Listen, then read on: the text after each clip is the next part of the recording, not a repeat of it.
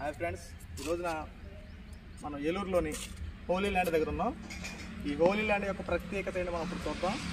ఇది కనపడుతుంది ఇక్కడ, ఈ హోలీ ల్యాండ్ అనమాట. సో ఇప్పుడు మనం లోనకి వెళ్దాం, ఏ రకంగా ఉందో మనం తెలుసుకుందాం. ఈరోజు ఈ మ్యాప్ అనమాట. ఈ లోన అసలు ఏమున్నాయి ఇక్కడ మ్యాప్ ఇది కనపడేదంతా. లోన మొత్తం ఎన్ని బ్లాక్స్ కింద ఏర్పాటు చేశారు. ఈ బ్లాక్స్ చూద్దాం, ఏ బ్లాక్లో ఏమున్నాయో. అంటే యేసుక్రీస్తు ప్రభు వారి యొక్క పుట్టుక నుండి మరణం వరకు, అలాగే తండ్రి ఎందుకు భూమిని ఏర్పాటు చేసిన విధం మొత్తం కలిపి ఈ హోలీ ల్యాండ్ ఏర్పాటు చేశారు. సో ప్రతిదీ మనం చూద్దాం, అవి ఏంటంటే ఏమేమి ఉన్నాయో మనం చూద్దాం. ఇదే మార్గం, మన మార్గాలు ఇలా ఉంటాయి అనమాట. ఈ దారి ప్రకారం మనం వెళ్ళాలి. ఇక్కడ ఏమైనా ఉంది, ఇక్కడ రేటు దారి అంటే స్టార్టింగ్ ఎంట్రన్స్ దారి. ఇది ఇలా వెళ్ళాలి.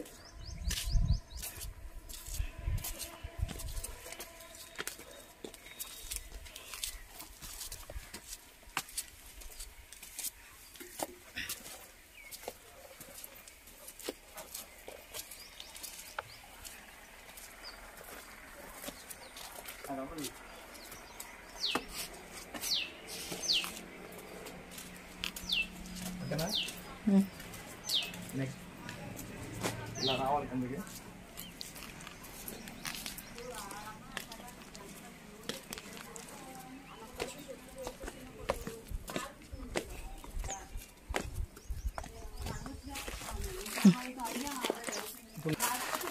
సో ఇలా వచ్చామన్నమాట. వచ్చిన తర్వాత లెఫ్ట్ సైడ్లో ఇక్కడ యోసేపు గృహం అని చెప్పి ఇక్కడ ఉంది, చూడండి. సో మీకు ఒకసారి మొత్తం చూపిస్తా. కనపడుతుంది కదా, లోన యోసేపు గృహంలో అసలు ఏమున్నాయి మీకు చూపిస్తాను, చూడండి. వాళ్ళు ఆ కాలంలో ఏ పని చేసేవాళ్ళో ఆ పని గురించి ఇక్కడ మొత్తం ఎక్స్ప్లెయిన్ చేశారు. యోసేపు చేసే వృత్తి వడ్రంగి కాబట్టి అలా చేస్తున్నాడని ఒక చిన్న ఫోటో రూపంలో అలా పెట్టారు. సో ఇది కూడా అంతేనండి. ఆ కాలంలో వడ్రంగి పనులు చేసేవాళ్ళు కాబట్టి చేనేత సంబంధించిన విషయాల గురించి ఒక చిత్రపటం రూపంలో తెలియపరిచారు ఇక్కడ. సో అలా వస్తే ఇక్కడ వే 2 రెండవ దారి కనబడతా ఉంది, చూడండి, రెండవ దారి. సో లోనకి వెళ్దాం, మార్కెట్ చూపిస్తుంది కాబట్టి లోనకి వెళ్దాం. పక్కనే 3వ దారి కూడా ఇక్కడే ఉంది, 2, 3 దారులు కూడా ఇక్కడే. అండ్ 4వ దారి కూడా ఇక్కడే ఉంది. సో లోనకి వెళ్దాం, అలా ఏముందో చూద్దాం. మరియమాత నివాసం అని చెప్పి ఉంది ఇక్కడ. యేసుప్రభు తల్లి గారి యొక్క నివాస స్థలం అప్పట్లో ఈ రకంగా ఉండేదట. గబ్రియల్ దూత ప్రత్యక్షమైనప్పుడు జరిగిన సిచ్యువేషన్ని ఈ రూపంలో ఇలా పెట్టారు. సో ఇక్కడ ఒక వాక్యాన్ని కూడా పెట్టారు, నమ్ముట నీ వలనైతే నమ్మువానికి సమస్తము సాధ్యమే. సో చూడండి, 4వ దారి 5వ దారి అంటే ఈ 4 దారులు పక్క పక్కనే ఉన్నాయి, అంతా ఒకటే. ఇది చూసుకుంటే లోనకి ఎంట్రన్స్ అవుతున్నాం మనం.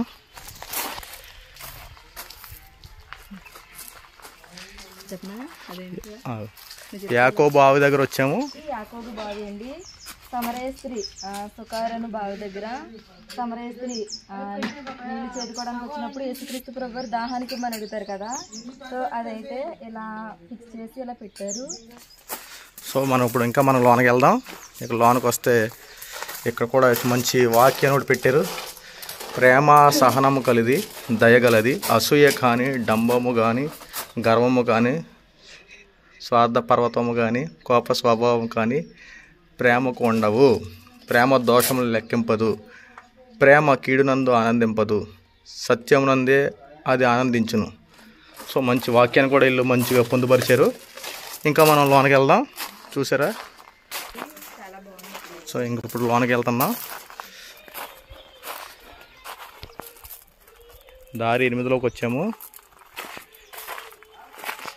8లోకి వచ్చినప్పుడు ఇక్కడ కూడా చక్కగా చిన్న గుహంలాగా ఏర్పాటు చేశారు. 8వ దారిలోకి వచ్చినప్పుడు ఇక్కడ మీకు కనపడతా ఉంటుంది, కనపడుతుంది కదా. ఇక్కడ యేసుక్రీస్తు ప్రభు వారు ఇక్కడ కొంతమందికి సువార్త ప్రకటిస్తున్నట్టు మనకి చాలా స్పష్టంగా కనబడతా ఉంది. ఏదైతే కొండ మీద ప్రసంగం అని చెప్పి బైబిల్లో మనకు కనబడతా ఉంటుంది కదా, యేసుక్రీస్తు ప్రభు వారు సువార్త ప్రకటిస్తున్నారని చెప్పి. సో దాన్ని చక్కని విజువల్స్తో ఎలా ప్రసంగిస్తున్నారో అక్కడ ఉన్నటువంటి వచ్చినటువంటి భక్తులు ఎవరైతే ఇలా ఉన్నారో చక్కగా నీట్గా ఎక్స్ప్లెయిన్ చేస్తున్నట్టు మనకి ఒక చిత్రపటాన్ని అయితే ఏర్పాటు చేశారు. మంచి విజువల్స్ అండి, ఖచ్చితంగా మీరు అందరూ చూడండి. సో ఇలా లోనికి వెళ్దాం. 9వ దారి 10వ దారి పక్క పక్కనే ఉన్నాయి. ఇక్కడ చూడండి, ఎలిజబెత్ నివాసము. సో ఇది కనపడుతుంది కదా, ఇదే ఎలిజబెత్ నివాసము. సో ఇది వచ్చేసి ఎలిజబెత్ నివాసము. మరియం తల్లి గర్భవతి అయిన తర్వాత ఎలిజబెత్ గృహం దగ్గరికి వెళ్తారు కదా, ఆ సందర్భంలో ఎలిజబెత్ గృహం దగ్గరికి వెళ్ళినప్పుడు ఆ గృహం ఎలా ఉంటుంది అనేది ఒక చిత్రపట రూపంలో అయితే ఇక్కడ చిత్రీకరించారు. సో ఆల్రెడీ మనం 11వ దారి దగ్గరికి వచ్చాం. ఇది కూడా కనబడుతుందా? సో 11వ దారి ఏముంది ఏంటి? 12వ దారి. సో ఇప్పుడు మనం కొండెక్కుతున్నాం. 10 ఆజ్ఞలు. సో ఇక్కడ 10 ఆజ్ఞలు కనబడతా ఉన్నాయి. మోషే గారు తీసుకొచ్చినటువంటి ధర్మశాస్త్రానికి సంబంధించి 10 ఆజ్ఞలు కనపడుతుంది కదండి. ఇక్కడ 10 దైవాజ్ఞలు అంటే మోషే గారు 10 ఆజ్ఞలు అని చెప్పి మనకు బైబిల్లో మనకు స్పష్టంగా కనపడుతుంది కదా. ఇక్కడ మోషే గారు కనబడతా ఉంది. ఏదైతే ధర్మశాస్త్ర గ్రంథాలని పలకల మీద ముద్రించి చిత్రీకరించి తీసుకొచ్చిన సందర్భం ఉంటుంది కదా. సో ఇదనమాట చక్కని ఫోటోగ్రఫీతో ఒక శిల్ప రూపంలో చక్కగా చేశారు. అంటే ఇది 11వ దారిలో ఉంది. సో మీరు కూడా వచ్చినప్పుడు ఇవన్నీ పర్టికులర్ చూడండి. సో ఇలా మనం వెళ్దాం. ఇలా కిందకి వెళ్తే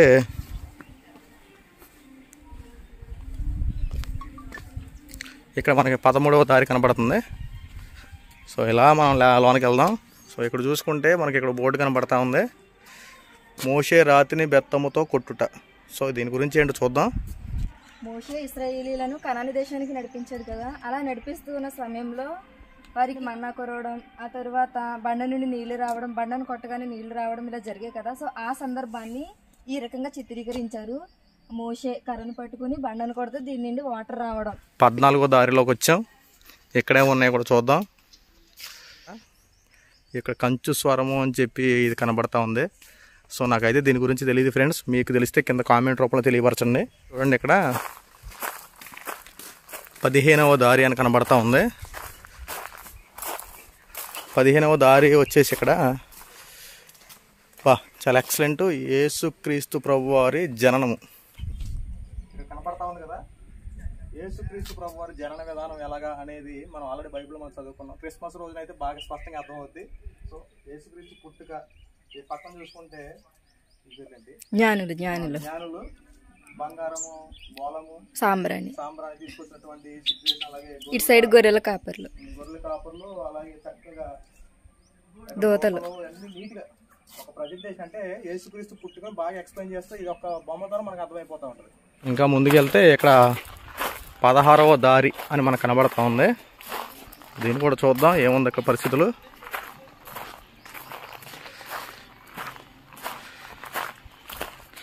ఇక్కడ కనబడతా ఉంటే మనకేం కనబడతా ఉందంటే యేసు దేవాలయంలో సమర్పించుట.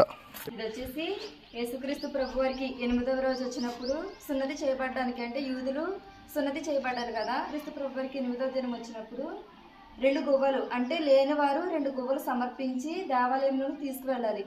సో ఆ సందర్భాన్ని ఇక్కడ పెట్టినట్లుగా మనకు కనబడుతుంది. 17వ దారిలోకి వచ్చాం. ఇక్కడ కూడా చూద్దాం ఎలా ఉంది పరిస్థితులు. 17వ దారిలో వచ్చేసి ఇక్కడ చిన్న వాక్యాన్ని అయితే పెట్టారు చక్కగా. నేను మిమ్మల్ని ప్రేమించినట్లే మీరును ఒకరినొకరు ప్రేమింపవలను. చక్కని ఎక్సలెంట్ వాక్యాలు పెట్టారు. సో ఇక్కడ కూడా చిన్న ఫోటో ఏర్పాటు చేశారు. ఇక్కడ ఏంటో చూద్దాం. బాలయేసును దేవాలయంలో కనుగొనుట. సో దీన్ని కూడా మనం విషయం తెలుసుకుందాం. యేసుక్రీస్తు ప్రభువారు తన యొక్క బాల్యంలో దేవాలయంలో, అంటే తల్లిదండ్రులుగా ఉన్న యోసేపు మరియమ్మలు తన యొక్క కుమారుడైన యేసుక్రీస్తు ప్రభువారిని దేవాలయంలో తీసుకువెళ్తారు. తీసుకువెళ్ళి మరలా రిటర్న్ అయిపోయేటప్పుడు మర్చిపోయి వెళ్ళిపోతారు. అలా వెళ్ళిపోయిన సందర్భంలో యేసుక్రీస్తు ప్రభువారు అక్కడ ఉన్నటువంటి వారితో మాట్లాడినటువంటి సందర్భం, వెతుక్కుంటూ వచ్చినటువంటి యోసేపు మరియమ్మ గారు ఈ విషయాన్ని ఈ యొక్క చిత్రపట రూపంలో మనకు చిత్రీకరించారు. సో ఇక్కడ చూసుకుంటే మనం 18వ దారిలోకి వచ్చాం. ఇక్కడ కూడా ఏమన్నాయి చూద్దాం. ఇక్కడ వాక్యం పెట్టారు, నేను నీతో చెప్పిన నెరవేర్చుటకు నిన్ను విడువను. అంటే 19వ దారిలో కూడా వచ్చాం. మనం 19వ దారి పైకి వెళ్తున్నాం.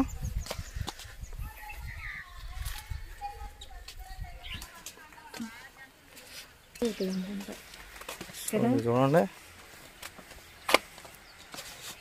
ఇక్కడ మనకు కనబడుతుంది కదా. యాక్చువల్ అయితే ఇది వేసవకాలం వచ్చాం కాబట్టి ఇక్కడ వాటర్ ఫ్లో అనేది ఇంకా ఏం లేదు. ఈ సిచ్యువేషన్ కనబడుతుంది కదా, ఆటోమేటిక్ మనకు అర్థమవుతుంది. యోహాను గారి దగ్గర నుండి యేసుక్రీస్తు ప్రభు వారు బాప్తిసం తీసుకున్నటువంటి సిచ్యువేషన్ అది. అప్పుడు ఆ టైంలోనే పరిశుద్ధాత్మ పావురవ రూపంలో ఆయన మీద వాడడం సిచ్యువేషన్ అంతా మీకు అర్థమై ఉంటుంది. యేసుక్రీస్తు ప్రభు వారు బాప్తిసం తీసుకున్నటువంటి సందర్భం అది. సో ఇలా కొద్దిగా ముందుకు వస్తే ఇక్కడ 20వ దారి ఉంది, దీన్ని కూడా కొద్దిగా ముందుకు వెళ్దాం. మేము చెప్పిన ప్రకారం వెళ్తే మీకు ప్రతిదీ పాయింట్ టు పాయింట్ అర్థమవుతుంది. తొందరపడి కనపడినవన్నీ మీరు షూట్ చేసుకుంటే ఒక సబ్జెక్ట్ ప్రకారం మీకు అర్థం కాదు. సో ఇక్కడ చూసుకుంటే, సో ఇక్కడ మీరు ఇక్కడికి వస్తే 20వ దారిలో ఇక్కడ చాలా అద్భుతమైనటువంటి ఒక చిత్రపటం మీకు కనబడుద్ది. చూపిస్తాను చూడండి. 20వ దారిలో వస్తే మీకు అద్భుతమైన ఒక చిత్రపటం కనబడుద్ది. ఇక్కడ చూస్తే యేసుక్రీస్తు ప్రభు వారు అలాగ అటు చూసుకుంటే శిష్యులు, ధోని మీద ఉన్నటువంటి శిష్యులు ఒక సిచ్యువేషన్ అక్కడ చూస్తాను మీకు కనబడుతున్నాడు, భయపడుతున్నట్టు ఒక కనబడతా ఉంది. అంటే యేసుక్రీస్తు ప్రభువారు సముద్రం మీద నడుచుకుంటూ వస్తుంటే అక్కడ శిష్యులు చూసి ఏంటో దెయ్యమో భూతం అని చెప్పి జడుస్తారు. ఒక సందర్భం మీకు గుర్తుకొచ్చి ఉంటుంది. సో యేసుక్రీస్తు ప్రభువారు నీటి మీద నడుచుకుంటూ వస్తున్న టైంలో శిష్యులు చూసి భయపడతారు. ఆ సందర్భంలో ఉన్నటువంటి ఈ యొక్క పటాన్ని చాలా నీట్గా చిత్రీకరించి పెట్టారు. సో ఇంకోస్త మనం ఎదురుకి వెళ్దాం, ఇంకేముందో చూద్దాం. సో ఇప్పుడు మనం 21వ దారిలోకి వచ్చాం. 21వ దారిలో ఏముందో సార్ చూద్దాం. ఏంటంటే కానాపల్లెలో పెండ్లి అని చెప్పి రాశారు. ఇది వచ్చేసి యేసుక్రీస్తు ప్రభువారు చేసినటువంటి మొట్టమొదటి సూచక్రియ. కానాను ఊరిలో వివాహానికి యేసుక్రీస్తు ప్రభువారు వెళ్తే అక్కడ ద్రాక్షారసం అయిపోతే నీటిని ద్రాక్షారసంగా మార్చినటువంటి ఆ సందర్భాన్ని ఇలా చిత్రీకరించారండి. సో మనం 22వ దారికి వచ్చాం. 23వ దారి కూడా పక్క పక్కనే ఉంది. సో ఇక్కడ కూడా చక్కని ఒక మంచి విజువల్ ఒకటి కనబడుతూ ఉంటుంది. బెత్సయిదా కోనేరు. యేసుక్రీస్తు ప్రభువారు తన యొక్క సువార్త పరిచర్యలు ఎన్నో అద్భుతాలు చేశారు కదా. ఇది వచ్చేసి బేతస్త కోనేరు అంటే అలా చిత్రీకరించారు కాబట్టి సో ఇది బేతస్త కోనేరు అని అనుకున్నాము. ఈ కోనేరులో మొదటిగా ఎవరైతే అందరికంటే ముందు దాంట్లోకి దిగుతారో వాళ్ళు స్వస్థత పొందుతారు. అప్పుడు ఆ సమయంలో బేతస్త కోనేరు దగ్గర పక్షవాయువు ఉన్నటువంటి వ్యక్తిని యేసుక్రీస్తు ప్రభువారు స్వస్థపరిచే ఆ సందర్భాన్ని ఇలా చిత్రీకరించారు. యేసుక్రీస్తు ప్రభువారు చేసిన అద్భుత కార్యాలను చాలా చక్కగా చిత్రీకరించి అందరికి అర్థమయ్యే రీతిలో పెట్టారు. 24వ దారిలోకి వెళ్తున్నాం. 25, 26వ దారి కూడా లైన్లో ఉన్నాయి. సిబ్బంది ఎప్పటికప్పుడే ఇక్కడ చక్కగా శుభ్రం చేస్తూ ఉన్నారు. 27వ దారిలోకి వచ్చాం.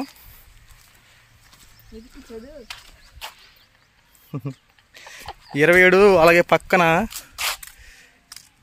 ఇటు వచ్చి ఉందాక. సో మా 27, 28 మొత్తం 29 వరకు అన్నీ పక్క పక్కనే ఉంటాయి. సో ఇక్కడ కూడా కొన్ని ఇన్స్ట్రక్షన్స్ పెట్టారు. మనం ఏది ఇక్కడ ఇబ్బంది పెట్టకూడదు, ఏ మొక్కలు కానీ అలాంటివి ఏమీ తీయకూడదు. 29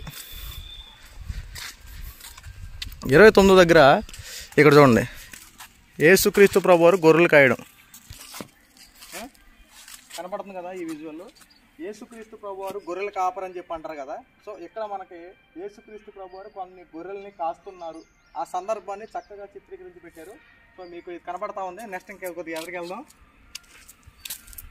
ఇంకెలా ముందుకు వస్తే ఇక్కడ ఒక చర్చిలా ఉంది. దీని లోపలికి వెళ్ళొచ్చో లేదో తెలియదు. సో వెళ్దాం. ఈ మందిరంలో మనకు నచ్చిన విధంగా ప్రార్థన చేసుకుని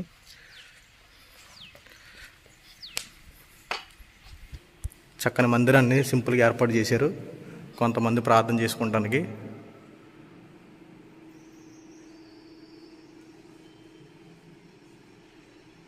చూశారు కదా. సో మనం 30వ దారికి వచ్చాం. సో అది అలా 29 అలా ఉంటే దాన్ని రౌండ్ అప్ చేసుకుని చర్చిని రౌండ్ అప్ చేసుకొని ఇటు వస్తే 30వ దారి కనపడుతుంది. సో ఇక్కడ ఆల్రెడీ 31 కూడా ఉంది. సో ఇక్కడ 32 దారి కూడా పైకి వెళ్ళమని చెప్తుంది. సో ఇప్పుడు మనం పైకి వెళ్దాం. సో ఇప్పుడు 32వ దారిలోకి వెళ్తున్నాం. చూద్దాం ఇక్కడ ఏమున్నాయి విశేషాలు.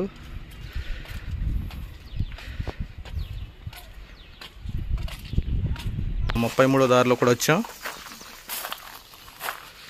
33వ దారిలో చక్కగా ఎప్పటికప్పుడు క్లీన్ చేస్తూ ఉన్నారు. 34.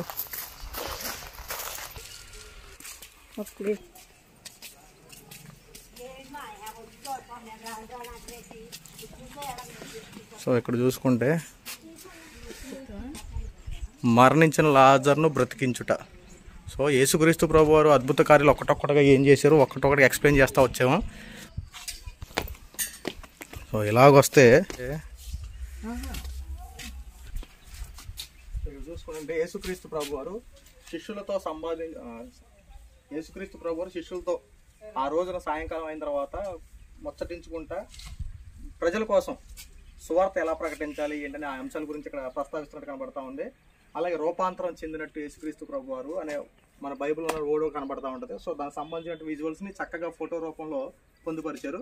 ఇటు క్రైస్తవ్యంలో చాలా మందికి ఈ విషయాలు తెలియదు. మనం ఒక్కొక్క దాని గురించి ఎక్స్ప్లెయిన్ చేసుకుంటూ వచ్చాం. ఈ విషయాలు కూడా చూస్తే బైబిల్ మనకు కాస్త చాలా తొందరగా అర్థమవుతూ ఉంటుంది. ఇంకా అలా ముందుకైతే వెళ్తున్నాము. ఇంకెక్కడైనా సీసీటీవీ పర్యవేక్షణలో ఉన్నారని ఇక్కడ పెట్టడం జరిగింది. ఇక్కడ దారి 35 దారిలోకి వెళ్తున్నాము.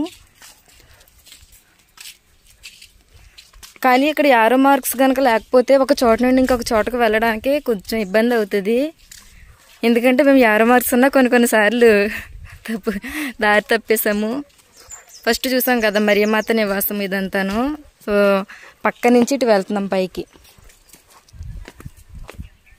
సో 36వ దారిలోకి వచ్చాం.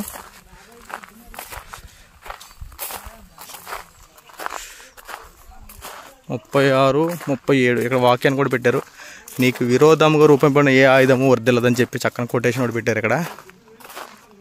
సో లోనికి వెళ్దాం. సో 38వ దారి. 38వ దారిలో సో ఇక్కడ మీరు కన్ఫ్యూజ్ అవ్వకుండా లోన కూడా 38వ దారి దగ్గర బోర్డు పెట్టారు. ఒకసారి చూసుకోండి. ఈ మార్గం ప్రకారం మనం వెళ్ళాలి. అప్పుడే మనకి బైబిల్లో ఉన్న విధానం ఎలా ఉందో కరెక్ట్గా ఒక రూట్ మ్యాప్ ద్వారా అన్ని క్రియేట్ చేసి పెట్టినట్టు చక్కగా కనపడతా ఉంది. సో 38వ దారి దగ్గర 38వ దగ్గర మేడు చెట్టును ఎక్కిన జక్కయ్య. మీకు ఆటోమేటిక్గా అర్థమైపోద్ది ఈ ఫోటో చూసినప్పుడు. యేసుక్రీస్తు ప్రభువారు అనేక చోట్లకు వెళ్ళి సువార్త ప్రకటించారు కదా. అలాంటి సందర్భంలో ఎరుకో పట్టణంలోకి వెళ్ళి సువార్త ప్రకటిస్తున్నప్పుడు చుట్టూ చాలా మంది ఉంటే యేసుక్రీస్తు ప్రభువారిని చూడాలి అని ఆశతో ఉన్నటువంటి జక్కయ్య పుట్టివాడుగా ఉంటాడు. యేసుక్రీస్తు ప్రభువారు మరి ఆ జనంలో కనపడరు కాబట్టి మేడి చెట్టు ఎక్కి ఆయన చూసినటువంటి ఆ సిచ్యువేషన్ ఈ రకంగా చిత్రీకరించారు. మనం లోనకు వచ్చాం. లోనకు వచ్చిన తర్వాత 39వ దారి కడరాత్రి భోజనం అని ఉంది. సో ఇక్కడ చూసుకుంటే యేసుక్రీస్తు ప్రభు వారి యొక్క శిష్యులతో భోజనం ఏర్పాటు చేసిన సందర్భం, అంటే సిలువ వేసే ఒక రోజు ముందు జరిగినటువంటి సందర్భం ఇది. శిష్యులతో కూడి 12 మంది శిష్యులతో కూడి యేసుక్రీస్తు ప్రభు వారు రొట్టె ద్రాక్ష రసం తీసుకున్నటువంటి ఆ సందర్భాన్ని చక్కగా చిత్రీకరించేలా పెట్టారు. సో ఈ చూస్తే మీకు అర్థం అవుతుంది. ఎందుకంటే బైబిల్లో ఉన్న విధి విధానాలను బట్టి చక్కగా ఒక రూపురేఖలను చిత్రీకరించి చేశారంటే చాలా హ్యాట్సప్ అని చెప్పాలి. చూశారు కదా ఇక్కడ కనబడుతున్న 12 మంది శిష్యులతో యేసుక్రీస్తు ప్రభు వారి యొక్క భోజనం యొక్క సందర్భాన్ని మనకు కనబడతా ఉంది ఇక్కడ. సో ఇక్కడ చూడండి 40వ దారిలోకి వచ్చాం.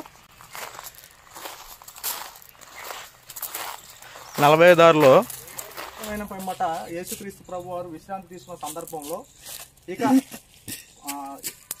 వచ్చి ఆ బట్టలు వచ్చి యేసుక్రీస్తు ప్రభు వారిని పట్టుకెళ్లే సందర్భం అన్నటువంటి ఈ సిచ్యువేషను వాళ్ళకి సంబంధించినటువంటి శిష్యులంతా నిద్రపోతూ ఉంటారు.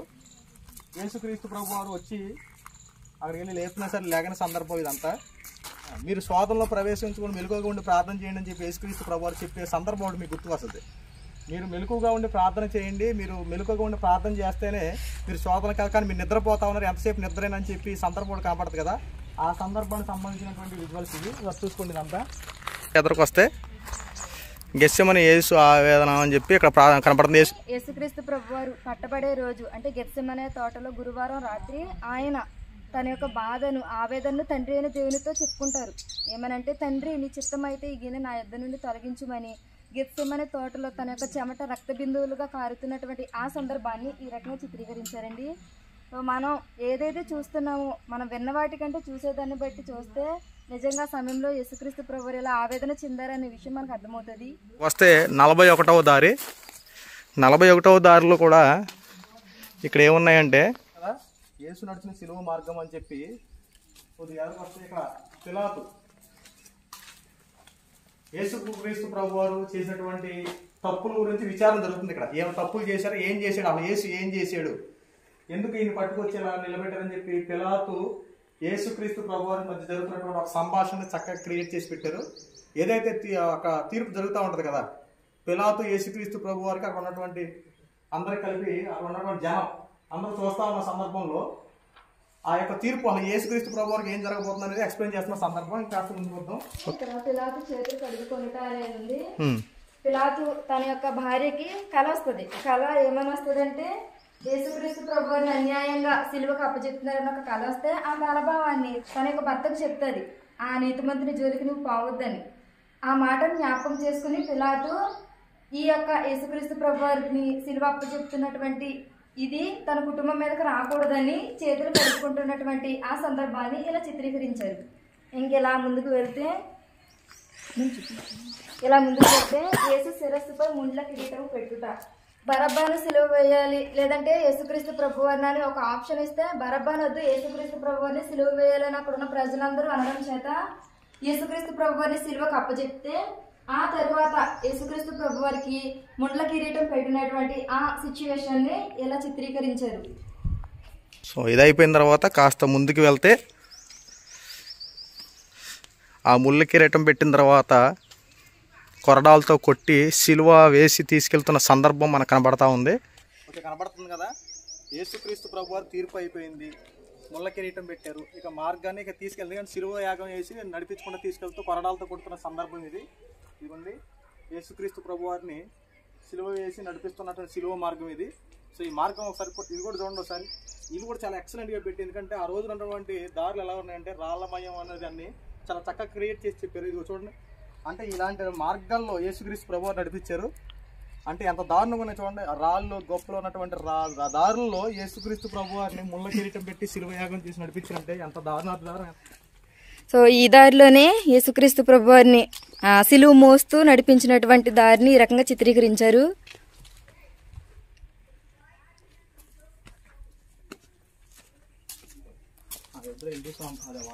సో ఇక్కడ మనకు ఒక ఫోటో కనపడుతుంది, యేసు సిలువ మోయుటకు సీమోను తోడ్పడుట. ఎందుకంటే యేసుక్రీస్తు సిలువ వేస్తున్న టైంలో కొంచెంసేపు మోయలేక అక్కడ ఆగిపోయిన సందర్భంలో ఒక వ్యక్తి అంటే సీమోను అని చెప్పి ఒక వ్యక్తి సిలువ అతని మీద మొట్టు కొంచెంసేపు నడిపిస్తూ ఉంటారు. సో ఆ సందర్భానికి సంబంధించి చిన్న ఫోటో ఇక్కడ పెట్టారు చూడండి. సో ఇలా మార్గంలోకి వెళ్తే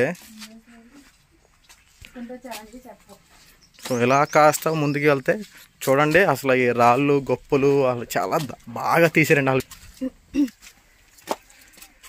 సిలువ వేస్తారు అనే సమయంలో యేసుక్రీస్తు ప్రభు వారి యొక్క అంగీని మొత్తం తీసేస్తారు. ఇక్కడ కనబడతా ఉంది. ఇంకాస్త ముందుకెళ్దాం.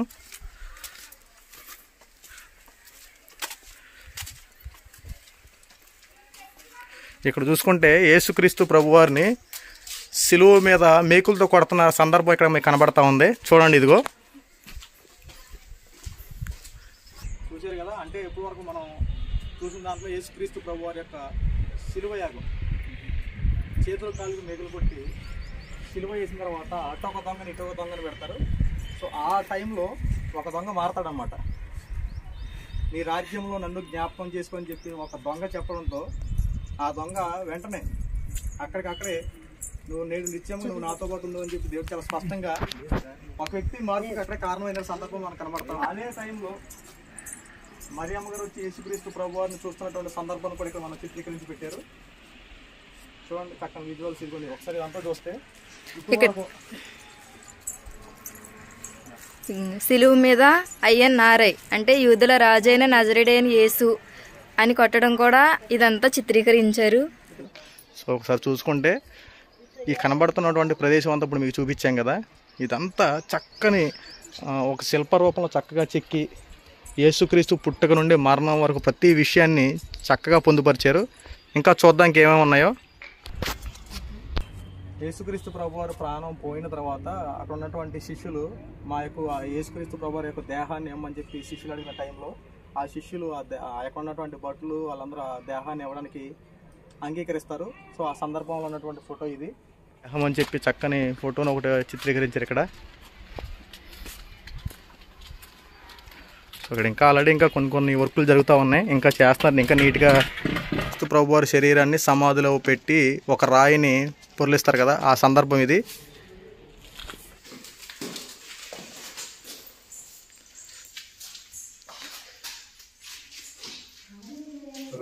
సందర్భం ఏంటంటే యేసుక్రీస్తు ప్రభు వారు 3వ రోజున తిరిగి లేచిన తర్వాత పునరుద్ధానం అంటాం కదా.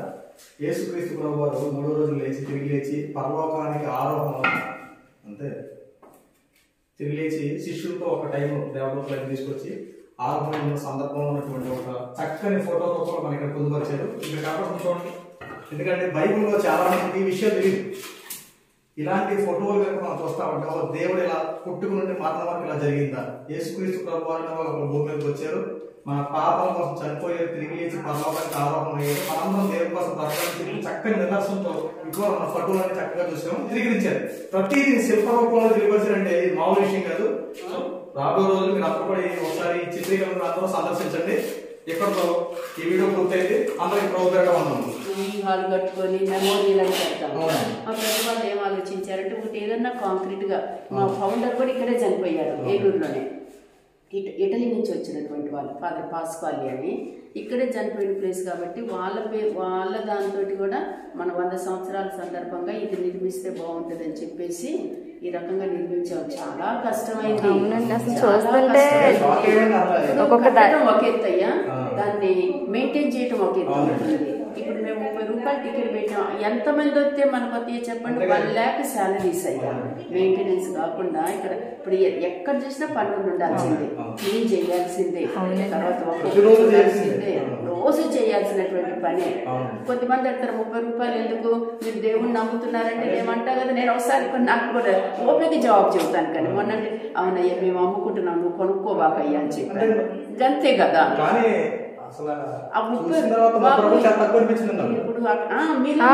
నిజంగా ఒక్కొక్కటి కళ్ళకు కట్టినట్లు చూపించారు కదా. నిజంగా వచ్చిన తర్వాత వానకొచ్చే వరకు నాకు ఫీలింగ్ ఆనందం వచ్చి అసలు 30 రూపాయలు చాలా తక్కువగా పెట్టారు వీళ్ళు. అసలు ఇలాంటి ఎందుకంటే సమాజానికి ఏది వద్దు, ఎందుకు పెట్టామంటే అది కూడా లేదనుకోయ్యా, ఒక బీభిత్సం అయిపోయి పిచ్చి పిచ్చికి వచ్చేస్తారు జనాలు, ఒక విలువ ఉండదని అది పెట్టడం.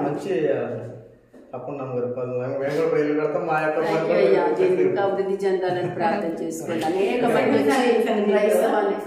తెలియదు, ఇప్పుడే చూపుతున్నాను నేను. ప్రతి నెల 2వ శనివారం పొద్దున 10:30 నుండి మధ్యాహ్నం 3:30 వరకు ఇక్కడ ప్రార్థనలు జరుగుతున్నాయి. ఆరాధన మరి అంటే క్రైస్తవులు అయితే కనుక పూజ అని 3:30 అందరు భోజనాలు పంపిస్తున్నాము. అందుకని పంపించండి నాన్న. చూసుకుంటే 42వ దారి